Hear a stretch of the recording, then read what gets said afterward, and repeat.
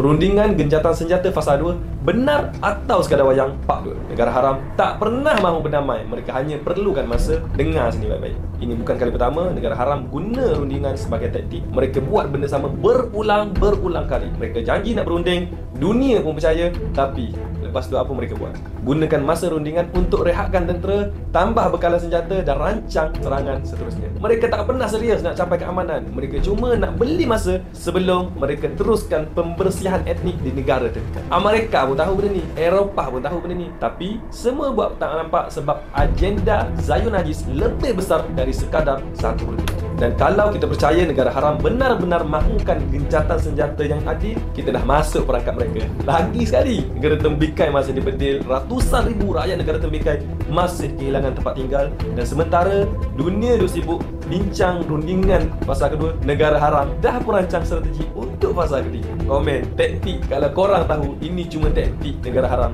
untuk beli masa sebelum serangan seterusnya. Like, komen, share dan save sebelum video ini di-delete. Semoga share anda dikira sebagai salah satu dari perjuangan pembebasan Al-Aqsa. Jika untuk sebarkan video ini terasa berat, lalu apa yang kamu sanggup lakukan demi agamamu? Alhamdulillah, kami sedang salurkan bantuan anda ke Gaza. Jom sama-sama kita bantu mereka. Klik link di bio atau di bahagian komen.